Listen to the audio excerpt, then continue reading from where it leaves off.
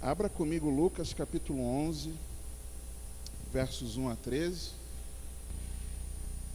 E aconteceu que, estando ele a orar num certo lugar, quando acabou, lhe disse um dos seus discípulos: Senhor, ensina-nos a orar, como também João ensinou aos seus discípulos. E ele lhes disse: quando orardes, dizei: Pai nosso, que estás nos céus, santificado seja o teu nome. Venha o teu reino, seja feita a tua vontade, assim na terra como no céu. Dá-nos cada dia o nosso pão cotidiano, e perdoa-nos os nossos pecados, pois também nós perdoamos a qualquer que nos deve. E não nos conduzas à tentação, mas livra-nos do mal. Disse-lhes também: qual de vós terá um amigo e, se for procurá-lo à meia-noite, e lhe disser: amigo, empresta-me 3 pães, pois que um amigo meu chegou à minha casa, vindo de caminho, e não tenho que apresentar-lhe? Se ele, respondendo de dentro, disser: não me importunes, já está a porta fechada, e os meus filhos estão comigo na cama, não posso levantar-me para te dar. Digo-vos que, ainda que não se levante a dar-lhes, por ser seu amigo, levantar-se-á, todavia, por causa da sua importunação, e lhe dará tudo o que houver mister, se for necessário. E eu vos digo a vós: pedi e dar-se-vos-á, buscai e achareis, batei e abrir-se-vos-á, porque qualquer que pede recebe, e quem busca acha, e a quem bate abrir-se-lhe-á. E qual pai de entre vós, que se o filho lhe pedir pão, lhe dará uma pedra? Ou também, se lhe pedir peixe, lhe dará por peixe uma serpente? Ou também, se lhe pedir um ovo, lhe dará um escorpião? Pois se vós, sendo maus, sabeis dar boas dádivas aos vossos filhos, quanto mais dará o Pai Celestial o Espírito Santo àqueles que lhe pedirem? Você pode se assentar. Queridos, por mais que orar seja muito comum a nós, enquanto cristãos, se eu perguntar aqui a cada um dos irmãos se você ora, você vai me responder: eu oro, é óbvio, claro. Mas, por mais que isso seja tão natural, é tão inerente à nossa vida com Deus, a nossa caminhada com Cristo, mas, mesmo assim, ela pode e deve ser aprendida na palavra de Deus. A vida de oração, ela pode e deve ser aprendida na palavra de Deus. É preciso, irmãos, em primeiro lugar aqui, é nós mantermos a chama acesa no nosso coração, de que as nossas orações, elas chegam até Deus. E a Bíblia nos mostra isso. Por exemplo, abram comigo, por favor, Apocalipse 5.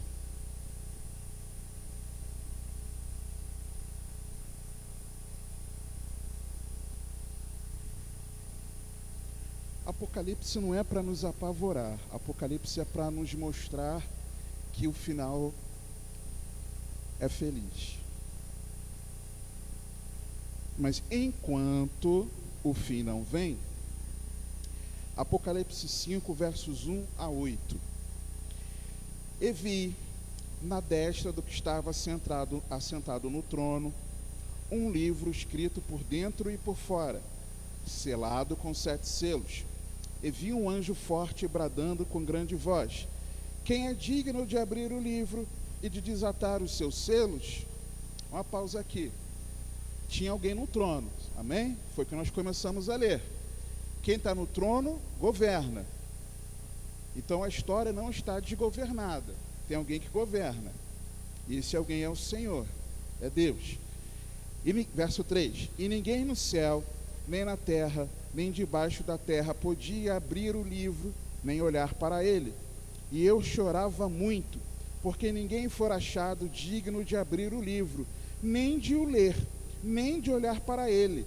E disse-me um dos anciãos: não chores, eis aqui o leão da tribo de Judá, a raiz de Davi, que venceu.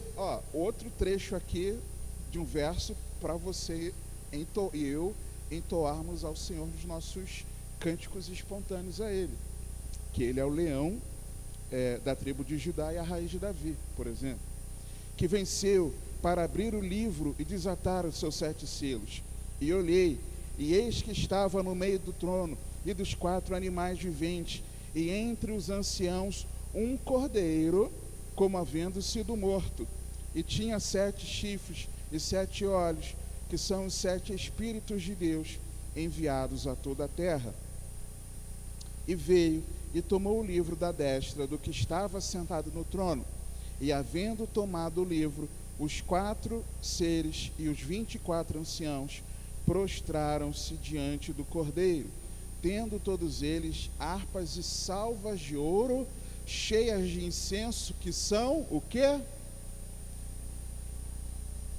Cara, permita-me dizer isso, cara, a tua oração chega até o trono de Deus. A nossa oração, a oração daqueles que pertencem ao Senhor, elas chegam lá. Deus está no trono e a nossa oração está chegando lá diante dele, irmãos. Essa convicção, ela precisa queimar no meu coração, no teu coração, de que quando nós oramos, nós não estamos falando com as paredes.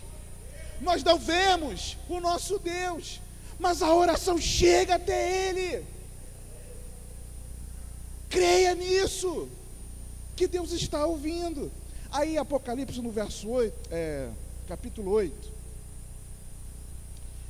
é interessante que a Bíblia nos mostra aqui a oração antes da abertura, do começo da abertura dos selos, que vem trazendo o desenrolar da história, culminando no retorno do Senhor.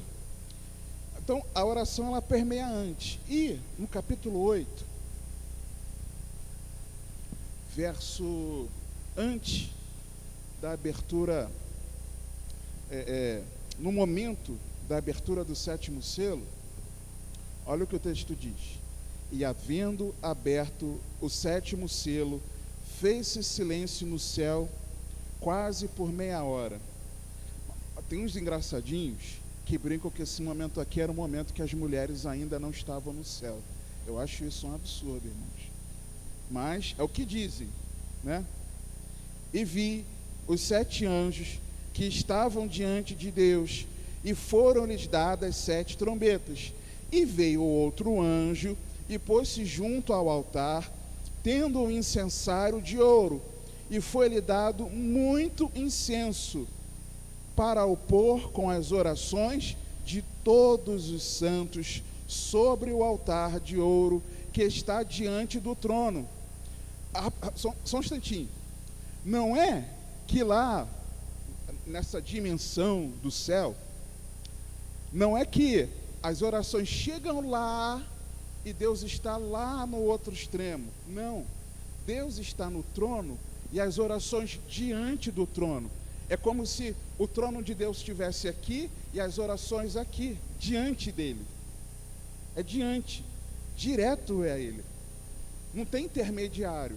Chega direto diante dele, ali, de pronto. E aí, queridos, continuando. Verso 4. E a fumaça do incenso subiu com as orações dos santos, desde a mão do anjo até diante de Deus. E o anjo tomou o incensário e o encheu do fogo do altar, e o lançou sobre a terra, e houve depois vozes e trovões, e relâmpagos e terremotos. Ou seja, nós entendemos que a abertura dos selos vem trazendo o descortinar da história, inclusive momentos de guerra, de mortandade, de peste, de fome, da perseguição à igreja, do martírio de muitos de nós, até o retorno do Senhor. Então, se nós vemos as orações chegando até Deus antes da abertura do primeiro selo e as orações chegando a Deus aqui após a abertura do sétimo selo, é que as orações estão então percorrendo por toda a história até o fim dessa era. Se as nossas orações chegam diante do trono de Deus, o trono é símbolo daquele que governa. Se as nossas orações chegam até aquele que governa, e ele faz questão de nos mostrar isso aqui, porque Apocalipse é a revelação de Jesus Cristo que ele recebeu do Pai para entregar para os seus servos. Então Deus falou, revelou um segredo para Jesus, que contou para João, para que você e eu soubéssemos, de que as nossas orações, durante todo esse momento das adversidades que surgirão cada vez mais daqui para frente, elas chegam diante de Deus. Isso mostra para mim e para você que no lugar de nós ficarmos apavorados com o que está por vir, com a perseguição da igreja, com fome, com guerra, com catástrofes naturais, com pestes, isso mostra para mim e para você que nós devemos confiar que aquele que governa todas as coisas, o soberano, ele nos ouve, irmãos. E a gente pode descansar. Deus sabe o que está acontecendo, Deus sabe o que vai acontecer, e Ele ouve o nosso clamor. Se você estiver aflito com o que está por vir, ore. Isso aqui é um exemplo que a gente deve orar nesse momento. Então as nossas orações, elas chegam até Deus, isso precisa queimar em nós. E elas não apenas chegam a Deus, mas também a oração de um santo. Abra Tiago, capítulo 5, as orações do santo, que foi justificado pela fé em Jesus, elas chegam até Deus e são eficazes. Tiago 5, versos 16 a 18. Confessai as vossas culpas uns aos outros, e orai uns pelos outros, para que sareis. A oração do justo pode muito em seus efeitos. Elias era homem sujeito às mesmas paixões que nós, inclusive a sofrer momento de distúrbios na sua saúde mental, digo eu. Aquele momento que ele vai para a caverna, etc, etc, etc. E orando, pediu que não chovesse, e por 3 anos e 6 meses não choveu sobre a terra. E orou outra vez, e o céu deu chuva, e a terra produziu o seu fruto. Então, a nossa oração, ela não apenas chega até Deus, mas ela é eficaz. E aí, irmãos, quando nós vamos aqui voltando para o nosso texto inicial, em Lucas 11,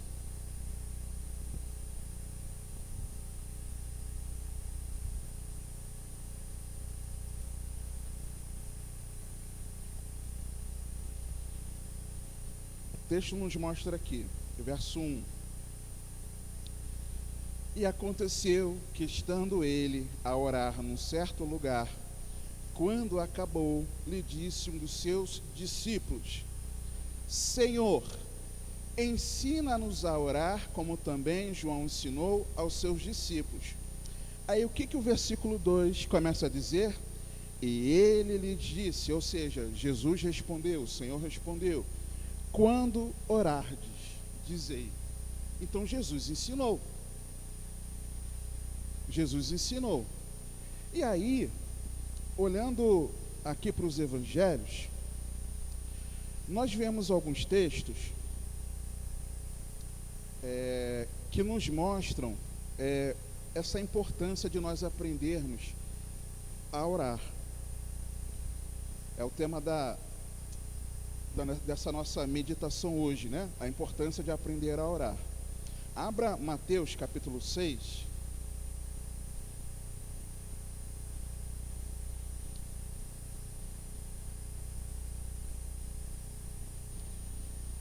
Mateus 6, verso 5. Então, nós sabemos que as nossas orações chegam a Deus e sabemos que elas são eficazes. Mas aí, no Mateus 6, verso 5, nós vemos que a vida de oração cristã, ela não pode ser um espetáculo. Diz assim, Mateus 6,5: E quando orares, não seja como os hipócritas, pois se comprazem em orar em pé nas sinagogas e às esquinas das ruas, para serem vistos pelos homens. Em verdade vos digo que já receberam o seu galardão. Então, aqui, quando eu falo vida de oração cristã, não estou me referindo às nossas orações coletivas, tá? Oração coletiva é oração coletiva e, permitindo o Senhor, veremos isso daqui a algumas semanas. Mas na nossa vida de oração, a nossa vida de oração, ela não pode ser um espetáculo, ela não é um espetáculo. Mas o que ela é? Jesus fala no versículo seguinte, ela é um relacionamento pessoal com o Pai, porque ele diz assim, mas tu, ou seja, em oposição a essa atitude dos hipócritas que têm prazer em orar para aparecerem, você faz o seguinte: quando orares, entra no teu aposento e, fechando a tua porta, ora a teu Pai que está em secreto, e teu Pai que vê em secreto te recompensará publicamente. Então, é um relacionamento pessoal com o Pai. Ao invés de nós querermos aparecer na oração, e para nós aparecermos na oração, ou nós vamos no meio das pessoas orarmos com essa motivação de querer mostrarmos que somos espirituais, ou até dentro de casa, vamos orar de forma escandalosa para que o vizinho ouça, para que quem estiver passando ouça, né, saiba daquilo que nós estamos orando, por exemplo. Eu me lembro que eu soube de uma história de lá perto de casa, tem algumas pessoas envolvidas na criminalidade. Os irmãos que já foram lá devem ter visto, inclusive, passando lá. E eu soube pela Rosana, se eu não me engano, foi pela Rosana que me falou, que ela passando numa determinada casa, ali na rua, bem próximo ao local onde algumas pessoas ficam, tinha pessoas lá de dentro da casa, no momento de oração, orando por várias situações ali,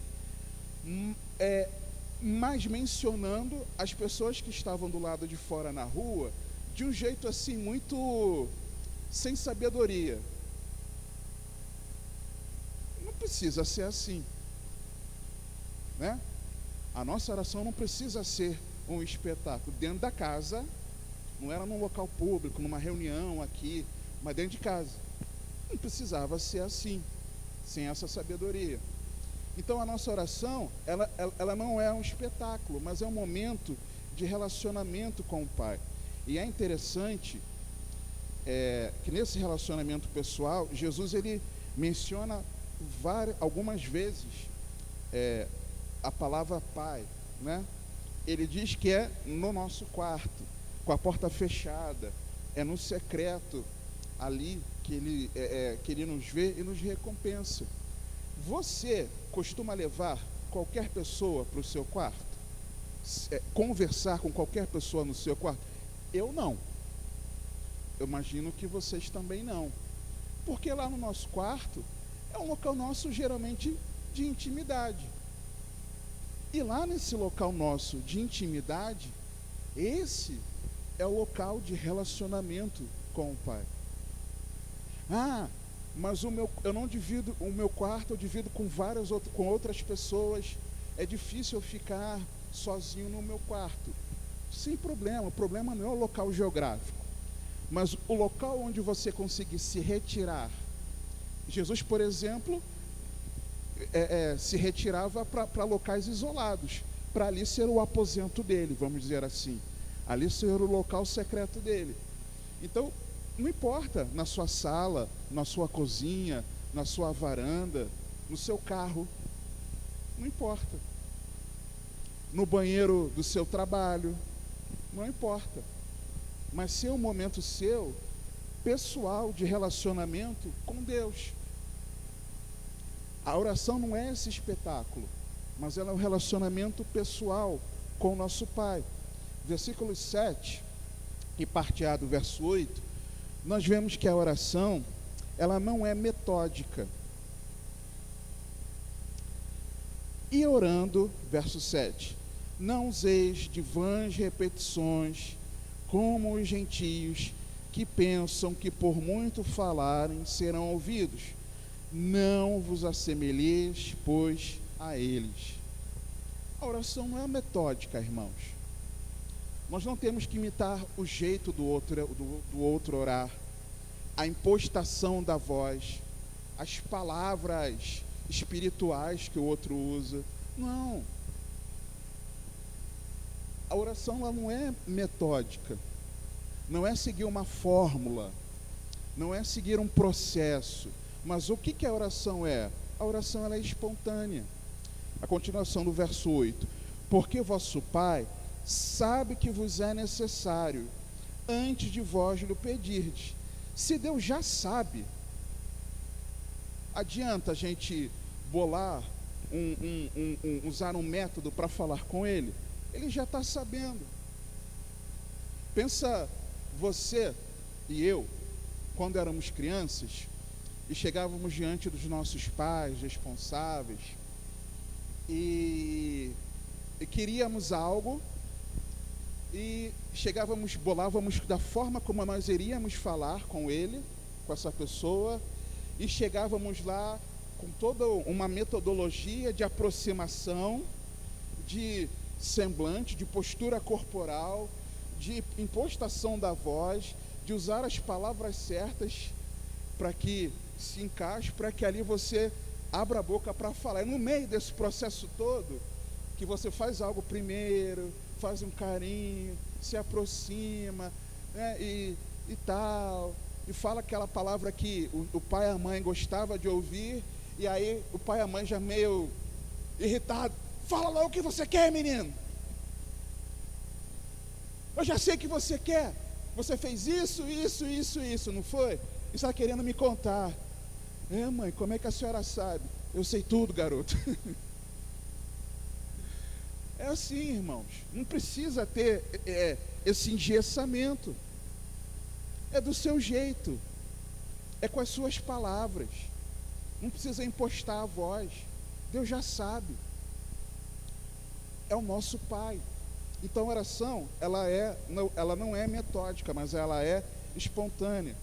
E aí, continuando, Mateus, verso 17, capítulo 17. Mateus 17.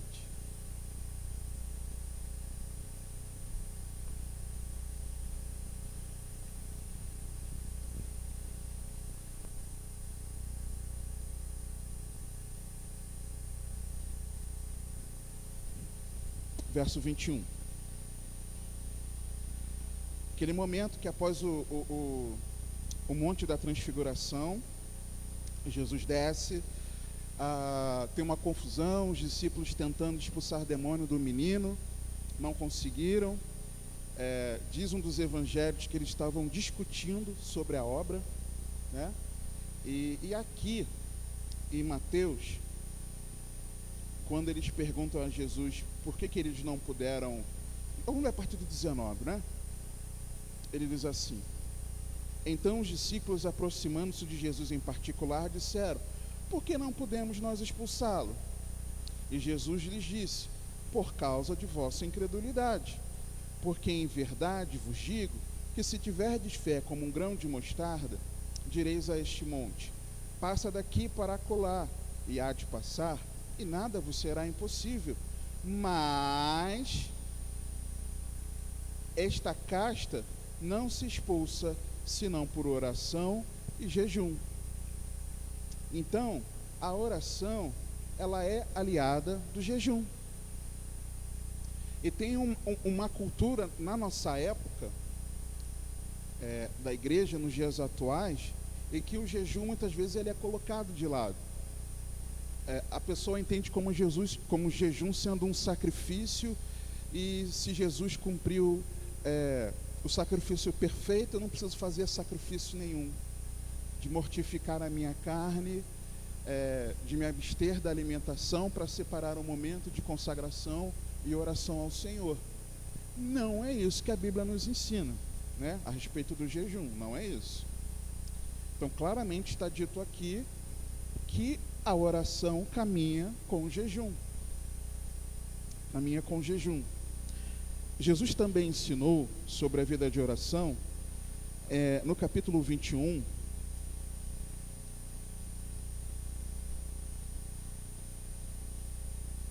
versos 21 e 22,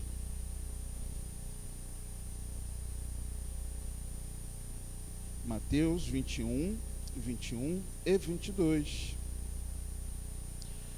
Jesus seca a figueira, amaldiçoa a figueira seca, naquele momento dele, da última semana em Jerusalém, antes da sua morte.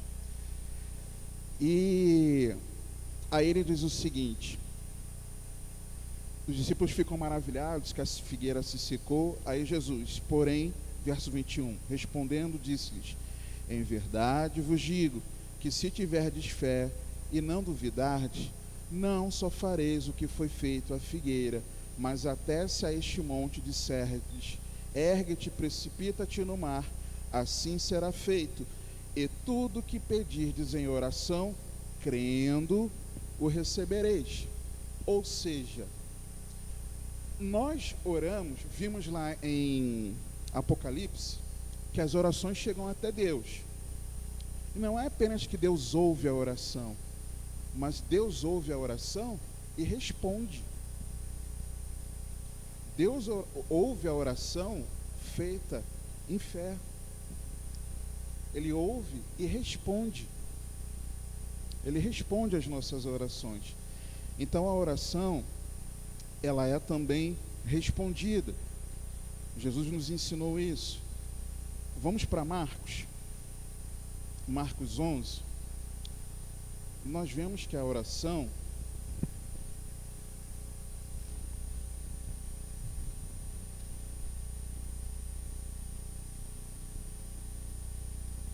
Marcos 11, 25 e 26, é de que a oração, ela é para quem perdoa. A oração é para quem perdoa. E quando estiverdes orando, perdoai, se tendes alguma coisa contra alguém, para que vosso Pai, que está nos céus, vos perdoe as vossas ofensas. Mas, se vós não perdoardes, também vosso Pai, que está nos céus, vos não perdoará as vossas ofensas. Aí, irmãos,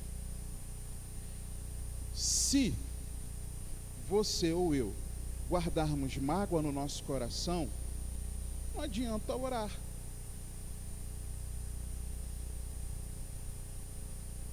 Não adianta.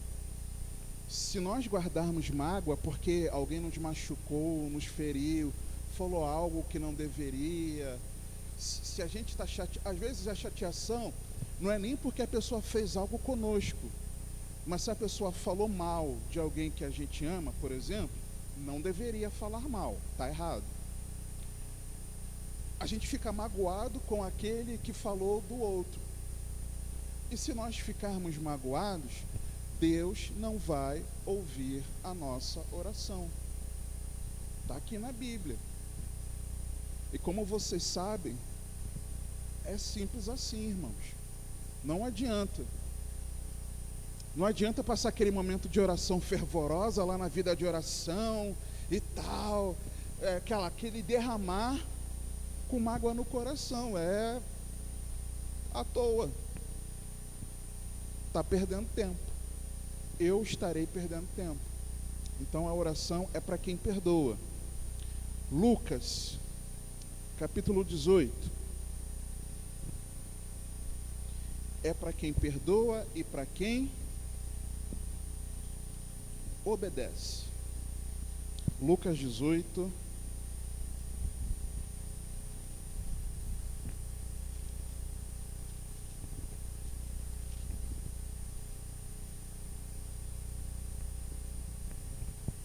Verso 1, parte A. E contou-lhes também, quem contou? Jesus. Imediatamente antes, o Senhor estava falando com os discípulos. E contou-lhes também uma parábola sobre o dever de orar. Dever de orar.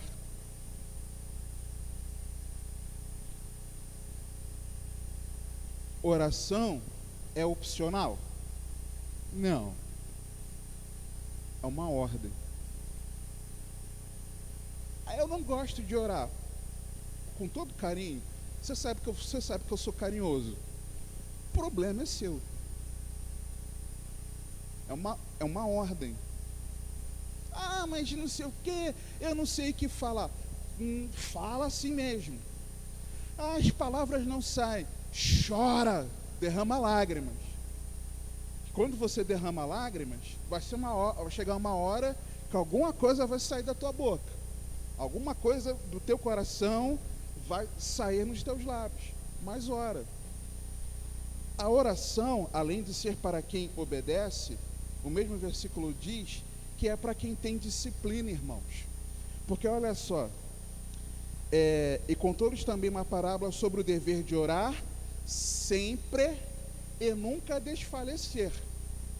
Então não é quando dá vontade. Tem que ter disciplina de oração.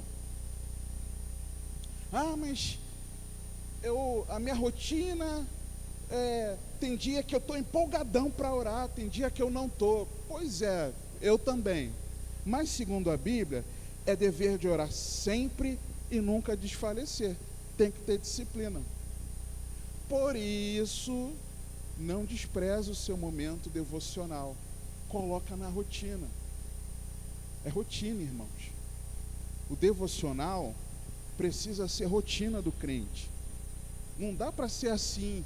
Tem gente que funciona muito bem no horário que der. Não quero colocar fórmula, engessar, porque a Bíblia não diz isso, pelo amor de Deus.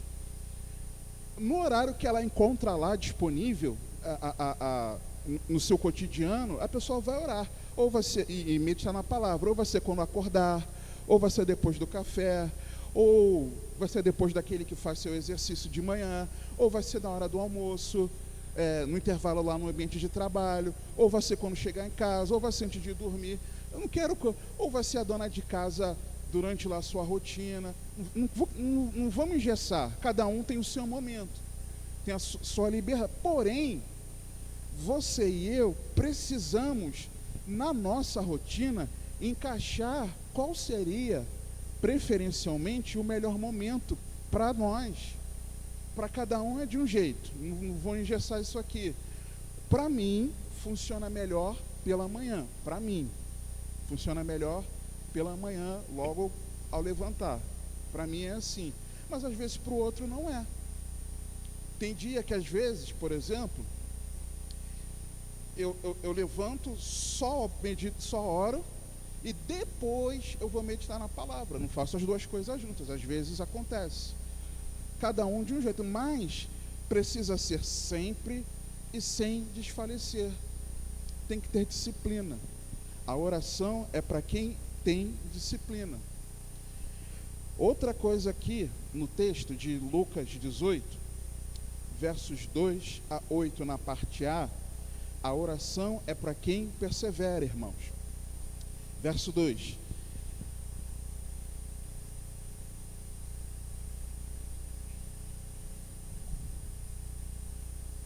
Dizendo: havia numa cidade um certo juiz, que nem a Deus temia, nem respeitava o homem.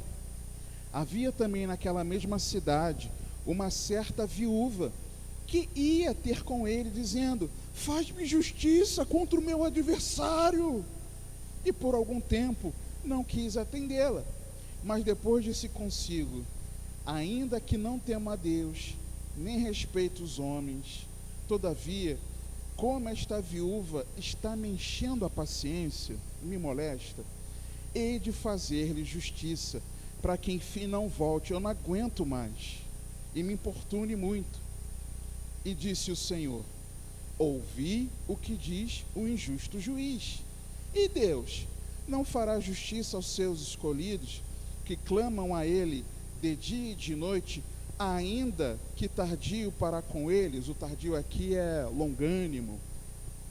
Digo-vos que depressa lhes fará justiça. O que Jesus está ensinando aqui? Persevere. Se eu perguntar, e por favor responda, né? Se você se sentir à vontade, mas fica à vontade para responder. Quem aqui já passou por um momento de perseverar em oração e somente durante a sua perseverança Deus lhe respondeu? Quem poderia levantar a mão? Eu levanto as duas.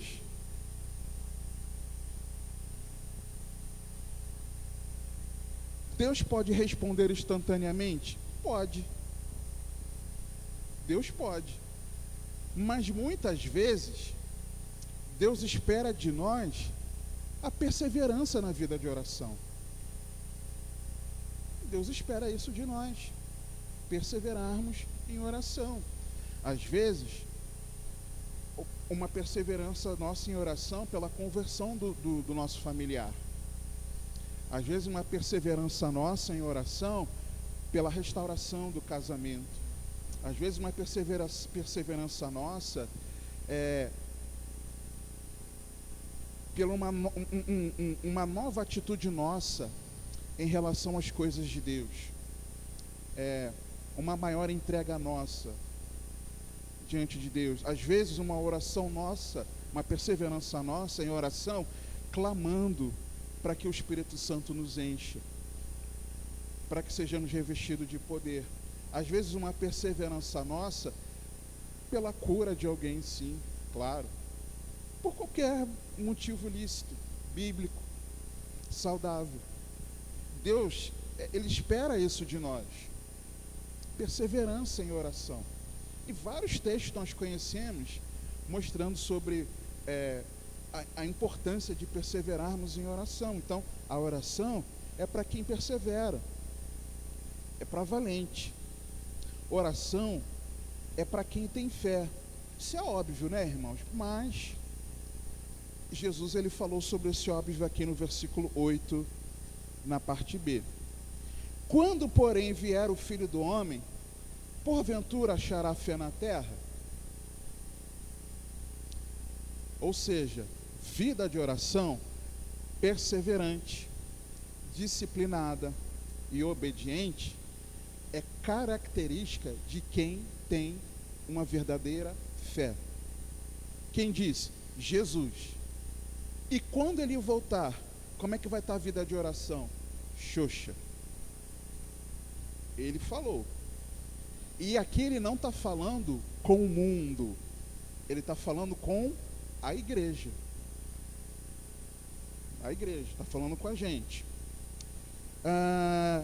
João, a vida de oração, João 14, ela é para a glória de Deus, não é para a nossa glória.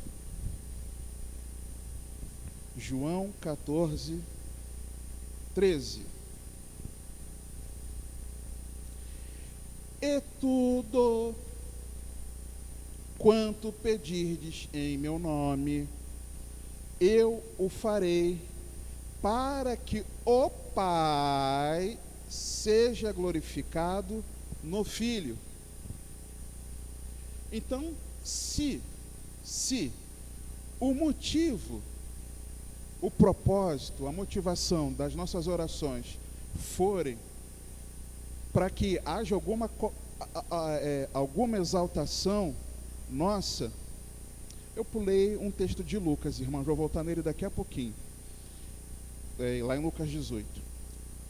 Se nós acharmos que a oração ela é para qualquer exaltação do homem, para alguma exaltação nossa, para nós recebermos elogios, Senhor, estão me humilhando, olha o que estão fazendo comigo, Senhor, mostra que Tu és Deus na minha vida, né? E aí você passar a ficar em evidência, está errado, irmãos. A oração é para a glória do Pai, está aqui na Bíblia, irmãos, está na Bíblia.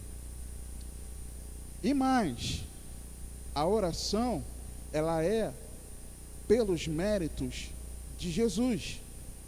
Verso 14: se pedirdes alguma coisa em meu nome, eu farei.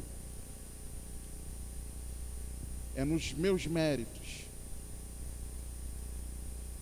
não é nos seus méritos. Deus, Tu sabes que eu estou aqui orando com a Tua igreja, olha como eu sou crente fervoroso orando com a Tua igreja, Senhor, olha o meu mérito. Senhor, Tu sabes que eu não deixo de me reunir com os irmãos. Deus, Tu sabes que eu não deixo de meditar na Sua palavra. Atenda o meu clamor. Não. Deus, Tu sabes que eu Te amo, Senhor. Atenda o meu clamor. Tu sabes as atitudes. Tu sabes quanto eu Te sirvo na obra, Senhor. Não, irmãos. Não. Não é na nossa justiça. É pela justiça de Cristo. E ponto. Agora, quando você e eu estamos firmes naquilo que deveríamos fazer, nós ficamos felizes de sabermos que por amor a Deus estamos alegrando o coração dele? Claro que sim, mas isso não pode servir de nada para que nós, Deus, o Senhor está vendo, hein? O Senhor está vendo, né? Como é que eu estou te servindo ali na cartilha? Não, aí não, tá? Voltando, eu já vou retornar aqui a João, porque é importante. Nós vamos depois para João 15. Por que é importante? Porque aliado a isso, de que a glória é de Deus e o mérito é de Jesus, é importante nós vermos lá em Lucas 18, que a oração é para quem se humilha. Ela é para quem se humilha, é para a glória de Deus e nos méritos de Cristo. Lucas 18, 9. Tudo isso são ensinos de Jesus. E disse também esta parábola, Lucas 18, 9 a 14. E disse também esta parábola a uns que confiavam em si mesmos, crendo que eram justos, e desprezavam os outros. 2 homens subiram ao templo para orar, um fariseu e o... lembrei de uma mensagem que eu preguei esse ano nesse texto. E o outro publicano. O fariseu, estando em pé, orava consigo desta maneira: ó Deus, graças Te dou, porque não sou como os demais homens, roubadores, injustos e adúlteros, nem ainda como este publicano. Jejuo 2 vezes na semana e dou os dízimos de tudo quanto possuo.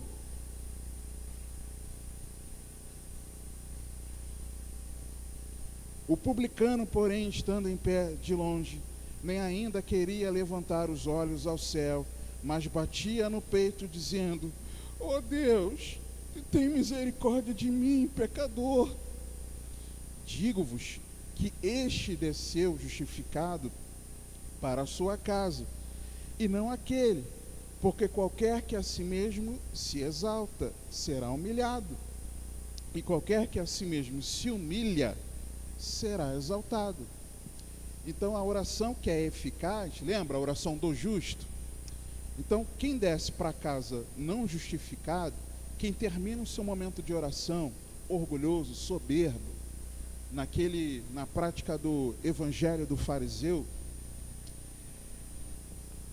Deus não vai responder. Então, a oração é para quem se humilha. Voltando lá para João, capítulo 15, Jesus está falando aqui sobre ele ser a videira verdadeira, que nós somos os ramos. E aí é importante, irmãos, para nós entendermos aqui o que eu vou falar aqui no verso 16. Neste texto aqui, Jesus fala de que nós somos os ramos, ele é a videira verdadeira e o Pai é o agricultor. Amém? Sabemos disso. E que o ramo que não dá fruto, Deus vai podar e lançar fora. O texto nos diz isso aqui.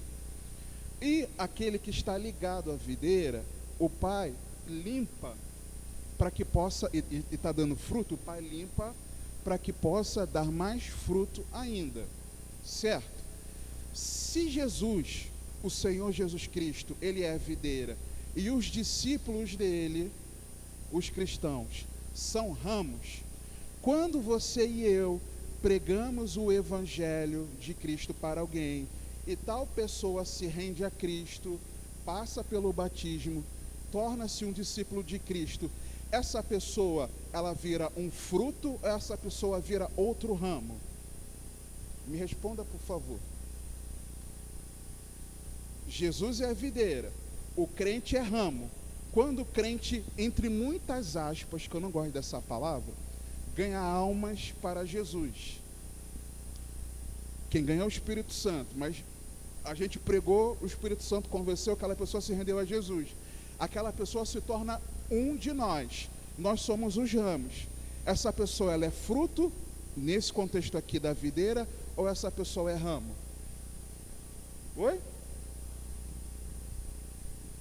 Tem gente que diz fruto, tem gente que diz ramo. Se ele é como de nós somos fruto ou nós somos ramos? Ramos. Então a pessoa não é fruto.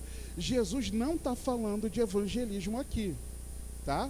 Isso é muito importante nós entendermos. De que fruto Jesus está falando? Ele está dizendo aqui. Vamos ler, irmãos. Eu não queria ler não para ganhar tempo, mas vamos lá. É importante a gente entender isso aqui. Vamos ler a partir do 1. Vamos lá. Eu ia ler só o 16, mas vamos ler para a gente entender isso aqui que Jesus está falando sobre a oração no verso 16. Eu sou a videira verdadeira e meu Pai é o lavrador. Toda a vara em mim, ou todo ramo em mim, que não dá fruto, atira. Ou seja, se o ramo não frutifica, o Pai tira, que é o lavrador. E limpa toda aquela que dá fruto, para que dê mais fruto. Vós já estáis limpos pela palavra que vos tenho falado. Estai em mim e eu em vós. Como a vara de si mesmo não pode dar fruto, então é esperado que se dê fruto, tá? Se não estiver na videira, assim também vós, se não estiverdes em mim. Ou seja, nós só damos fruto se estivermos em Jesus, ligados a Jesus. Eu sou a videira, vós as varas. Crente é ramo, vara. Crente não é fruto. Quem está em mim e eu nele, esse dá pouco ou muito fruto? Muito fruto. Porque sem mim nada podeis fazer. Se alguém não estiver em mim, será lançado fora, como a vara, e secará. E os colhem e lançam no fogo e ardem. Se vós estiverdes em mim, e as minhas palavras estiverem em vós, pedireis tudo o que quiserdes, e vos será feito. Está falando também aqui sobre oração. E nisto é glorificado meu Pai, que deis muito fruto, e assim sereis meus discípulos. Ou seja, uma pausa aqui. o verdadeiro discípulo de Cristo dá esse fruto, e muito desse fruto, que Jesus vai falar, ele vai explicar. Como o Pai me amou, também eu vos amei a vós. Permanecei no meu amor. Se guardardes os meus mandamentos, permanecereis no meu amor. Do mesmo modo que eu tenho guardado os mandamentos de meu Pai, e permaneço no seu amor. Tenho-vos dito isto, para que o meu gozo permaneça em vós, e o vosso gozo seja completo. O meu mandamento é este, que vos ameis uns aos outros, assim como eu vos amei. Uma outra pausa. Então, é esperado que a gente dê muito fruto. Quando Jesus fala isso, ele fala que nisso o Pai é glorificado. E aí ele explica: como o Pai me amou, também eu amei a vocês, permaneçam no meu amor. Se guardardes os meus mandamentos, permanecereis no meu amor. Jesus está explicando que permanecer nele, que é a videira, e darmos fruto, é nós guardarmos a sua palavra. E aí ele explica que mandamento é esse, no versículo 12. O meu mandamento é este, que vos ameis uns aos outros, assim como eu vos amei. Qual é o fruto que Jesus espera de nós? O amor. Esse é o fruto. O fruto não é evangelizar. Evangelizar é consequência de amarmos. Andar em santidade é consequência de amarmos. Fazer o bem ao próximo é consequência de amarmos. Retribuir o mal que nos fazem com o bem é consequência de amarmos. Esse é o fruto. Os irmãos entendem? Ninguém tem maior amor do que este, de dar alguém a sua vida pelos seus amigos. Vós sereis meus amigos se fizerdes o que eu vos mando, se vocês derem esse fruto, se vocês amarem. Já vos não chamarei servos, porque o servo não sabe o que faz o seu senhor, mas tenho-vos chamado amigos, porque tudo quanto ouvi de meu Pai, vos tenho feito conhecer. Não me escolhestes vós a mim, mas eu vos escolhi a vós, e vos nomeei para que vades e deis fruto. Vão pelo mundo e frutifiquem. Que fruto é esse?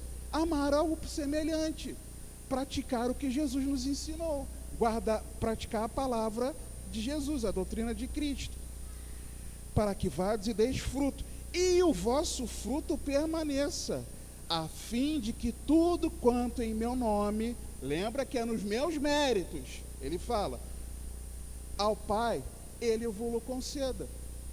Ou seja, irmãos, a vida de oração não se separa da prática de vida cristã. É isso que Jesus está falando. Eu nomeei vocês para que vocês vão e deem o fruto. Ele já explicou que fruto é esse. É o amor. Guardar a palavra dele, o mandamento dele, amarmos uns aos outros. E quem permanece praticando o bem ao próximo, esse tem a sua oração ouvida. Não adianta, irmãos, eu ter uma vida devocional e eu não ser cristão no mundo. É incoerente. É disso que Jesus está falando aqui. Então, a vida de oração, ela é aliada do fruto, da prática cristã. Devoção e prática. Fervor espiritual e caminhada como um verdadeiro discípulo de Cristo. É isso que Jesus está falando aqui.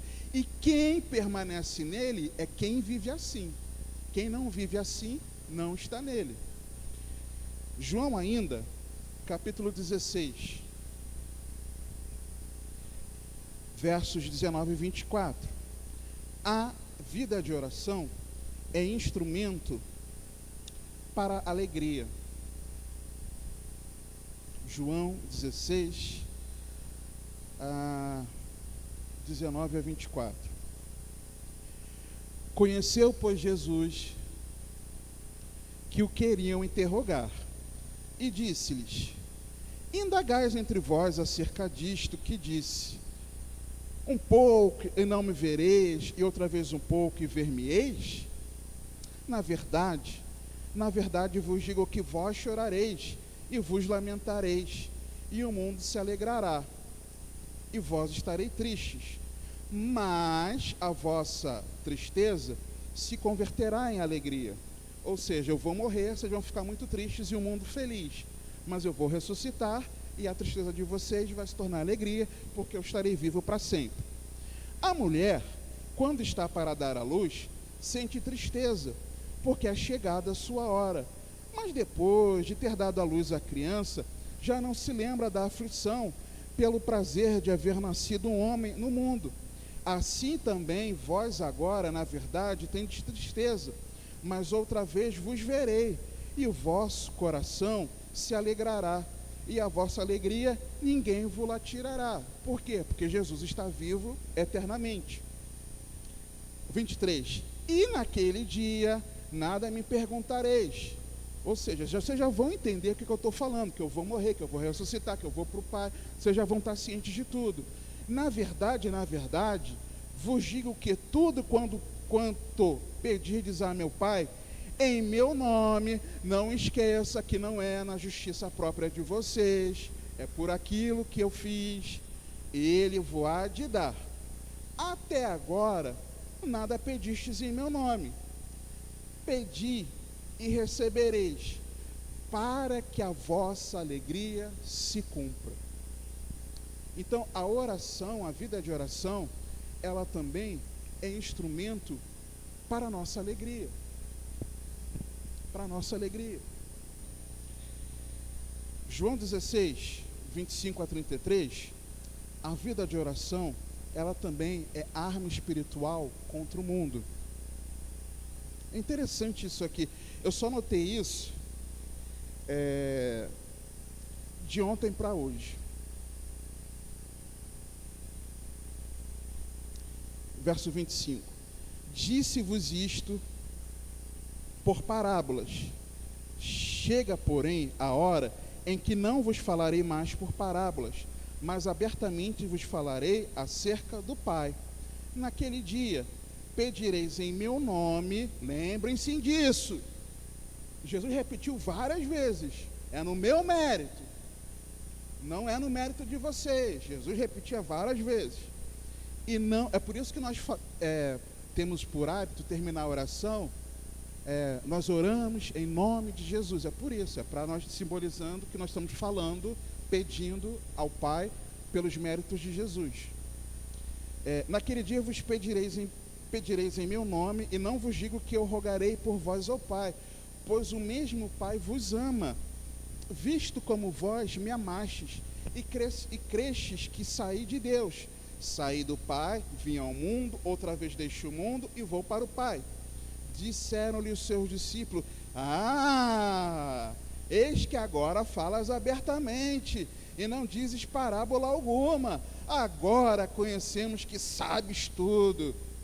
É como se fosse assim: Jesus, tu é o bichão mesmo, hein? Agora a gente sabe que o Senhor é o bichão, hein? E não precisa de que alguém te interrogue. Por isso cremos que saíste de Deus. Respondeu-lhe Jesus: credes agora? Oxe, agora? Né? Eis que chega a hora, e já se aproxima, em que vós sereis dispersos, cada um para a sua parte, e me deixareis só. Mas eu não estou só, porque o Pai está comigo. Tenho-vos digo isto, para que em mim tenhais paz.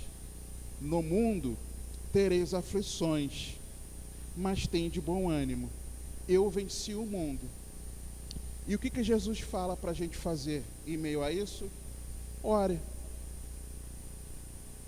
E não ore para que eu peça ao Pai, para que Ele faça por você. Não.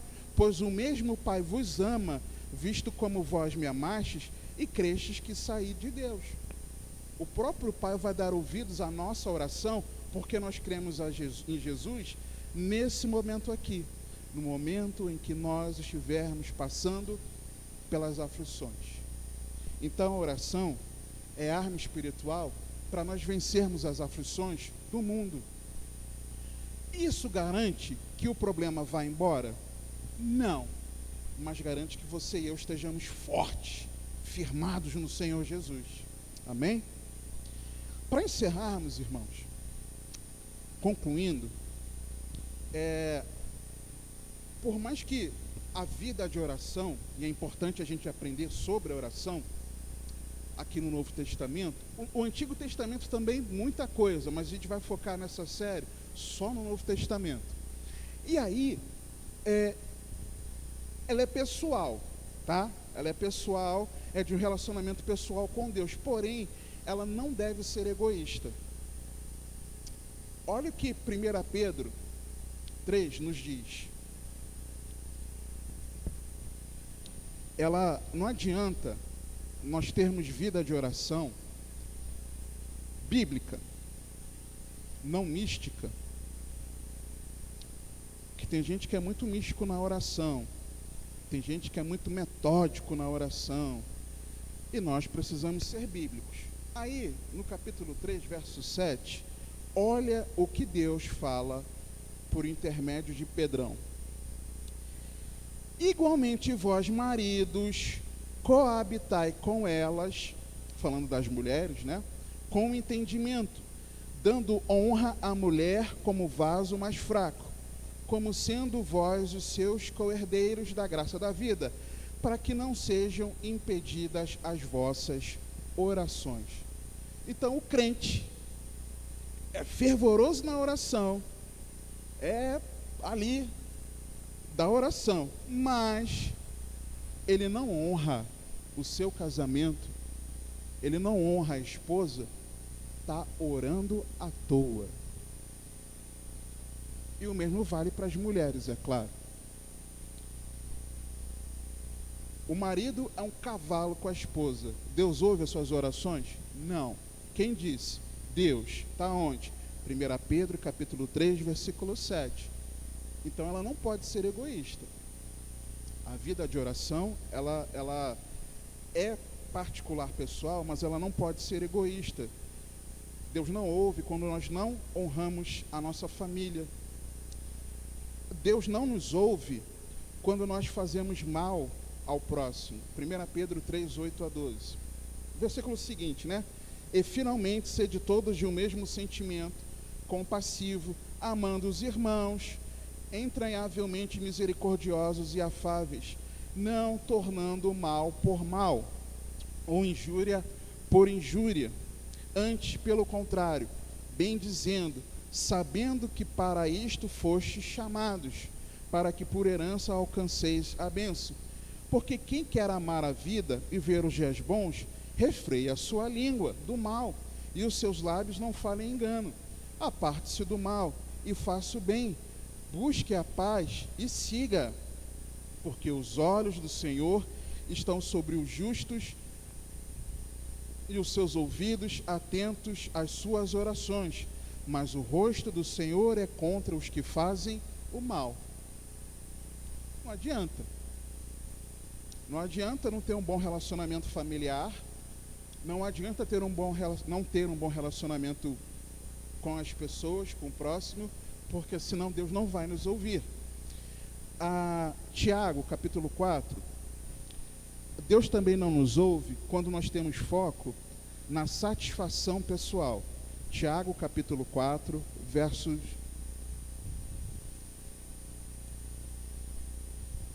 2 e 3. Tiago 4, 2 e 3. Cobiçais e nada tendes, matais e sois invejosos, e nada podeis alcançar, combateis e guerreais, e nada tendes, porque não pedis. Pedis e não recebeis, porque pedis mal, para o gastardes em vossos deleites. Se você ou eu só focarmos na satisfação pessoal, Deus também não vai nos ouvir. E por último, Deus também não nos ouve, irmãos, se nós ignorarmos a vontade de Deus. 1 João, capítulo 5, versos 14 e 15. E esta é a confiança que temos nele, que se pedirmos alguma coisa segundo a sua vontade, ele nos ouve. E se sabemos que nos ouve em tudo que pedimos, sabemos que alcançamos as petições que lhe fizemos. Ou seja, se nós não honramos o cônjuge, fazemos mal ao semelhante, focamos na satisfação pessoal e ignoramos a vontade de Deus, as nossas orações estão sendo egoístas. Então Deus não vai nos ouvir. A vida de oração é pessoal, mas não pode ser egoísta. E aí, permitindo Deus, nas próximas semanas, com base em Lucas 11, 1a, quando os discípulos dizem, quando o discípulo vendo Jesus orar num certo lugar, pede para Jesus ensinar, é sinal de que os discípulos viam a vida de oração de Jesus, como Jesus era alguém de oração. Então, será que o exemplo de Jesus na prática da oração tem a nos ensinar? Sim, muita coisa. Nos 4 evangelhos. Talvez nós precisemos de 2 semanas para meditarmos sobre o exemplo do Senhor Jesus. Depois, se Jesus ensinou, será que os discípulos aprenderam a orar? Sim, mas vamos ver exemplo de um discípulo de Cristo, o exemplo de Paulo, por exemplo. Nós vamos ver o exemplo da igreja. E nós vamos, por último, meditar nisso aqui que o texto nos revela, sobre esse modelo da oração e sobre a prioridade da oração. Porque a prioridade da oração é a busca pelo Espírito Santo. Jesus falou aqui. Amém? Então nós vamos, ao longo das próximas semanas, caminharmos nesses versículos de 1 a 13, se assim nosso Deus permitir. Vamos orar? Pai bendito, te damos graças por esse tempo de meditação na Tua Palavra. Eu rogo a Ti que o Teu Espírito aplique, Pai, nas nossas vidas, tudo aquilo que nós vimos, e que o nosso coração esteja aberto, Pai, para nós aprendermos a verdade da Tua Palavra. Que vida de oração, Pai, não seja teórica para nós, mas que a vida de oração ela seja prática, Pai, fervorosa, viva, por amor a Ti, por relacionamento contigo. Ajuda-nos, Senhor, a nós vivermos a cada dia em comunhão contigo, em oração contigo, não nos esquecendo que as nossas orações chegam até o Teu trono, Senhor. Guarda essas verdades em nós, ajuda-nos a praticá-las para louvor e glória do Seu nome. Nós oramos no nome de Jesus. Amém.